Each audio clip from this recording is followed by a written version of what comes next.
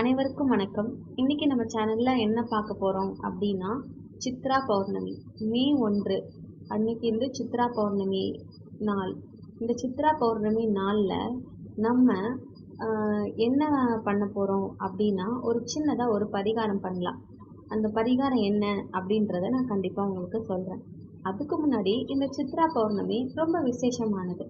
அப்படி என்ன விசேஷமானது அப்படின்னா, சித்திரகுப்தர் இருக்கார்ல, அவருடைய அவதரித்த நாள். அதனால தான் இதை சித்ரா பௌர்ணமி அப்படின்னு நம்ம சொல்றோம். சித்திரகுப்தர் யாரு அப்படின்னா, நம்மளுடைய பாவ புண்ணிய கணக்குகள் இதெல்லாம் இருக்குல்ல, இதெல்லாம் சரிபார்ப்பவர் தான் சித்திரகுப்தர். அதை பொறுத்து தான் நம்மளோட வாழ்க்கையும் அமையும். அப்படிப்பட்ட சித்ரா பௌர்ணமி நாள்ல நம்ம செய்ய வேண்டிய பரிகாரம் என்ன அப்படின்னு நம்ம பார்ப்போம். இப்போ பௌர்ணமி அன்னைக்கு ஒரு ஒரு வருடமும் ஒரு ஒரு கிழமையை பொறுத்து ஒரு ஒரு பலன்கள் இருக்கும். இந்த வருடம் பார்த்தீங்கன்னா சித்ரா பௌர்ணமி வெள்ளிக்கிழமை வருது. இந்த வெள்ளிக்கிழமைன்றது சுக்கிர பகவானுக்கு ரொம்ப ரொம்ப உகந்த நாள். அதனால இந்த நாள்ல நம்ம மாலை வேளையில் நம்ம வீட்டில் பூஜைலாம் செஞ்சு ஏதாவது ஒரு சின்னதாக நெய்வேத்தியம் வச்சு நம்ம இஷ்டப்பட்ட தெய்வம் சிவன், அம்மன், பெருமாள், நம்ம முருகர், நம்ம இஷ்டப்பட்ட தெய்வம், இந்த மாதிரி நம்ம வீட்டில் இருக்க எல்லா தெய்வத்தையும் கும்பிட்டுட்டோன்னு வைங்களேன். கும்பிட்டு முடிச்சுட்டு அதுக்கப்புறமா இந்த மாலை வேளையில் என்ன பண்ணுறீங்கன்னா, ஒரு சின்ன அகல் விளக்கு எடுத்துக்கோங்க.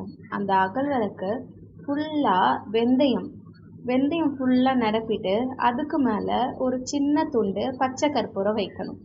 இப்படி வச்சு நம்ம நிலைவாசல் இருக்குல்ல, நம்ம வீட்டு நிலைவாசல், அந்த நிலைவாசலில் வைக்கணும். அதுக்கு முன்னாடி நம்ம வீட்டுக்கு வெளியே பௌர்ணமினாலே நிலா நல்லா பிரகாசமாக தெரியும்.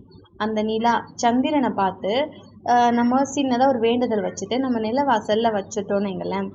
அந்த நாள் நமக்கு என்னென்ன பலன்கள் அப்படின்னு கிடைக்கும் அப்படின்னு பார்த்தீங்கன்னா, எதிர்மறை சக்திகள் நீங்கும்.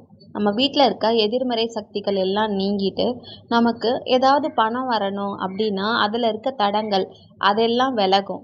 அதோட நம்ம ஆரோக்கியத்தை சம்மந்தப்பட்ட ஏதாவது ஒரு பிரச்சனை வீட்டில் இருக்குது அப்படின்னா அந்த ஆரோக்கியத்தில் நல்ல முன்னேற்றம் கிடைக்கும். அதுவும் இல்லாமல் நம்ம வெள்ளிக்கிழமை வந்திருக்கு பார்த்தீங்களா இந்த பௌர்ணமி, அதனால் நம்ம வீட்டுக்கு லக்ஷ்மி கடாட்சம் உண்டாகும். ஸோ சும்மா சிம்பிளாக சின்னதாக தான் ஒரு பரிகாரம். இந்த பரிகாரத்தை செஞ்சு பாருங்க, கண்டிப்பாக உங்களுக்கு ஒரு முன்னேற்றம் கிடைக்கும். நன்றி. நிலைவாசலில் வச்சதுக்கு அப்புறம் நாளைக்கு அடுத்த நாள் காலையில் எந்திரிச்சு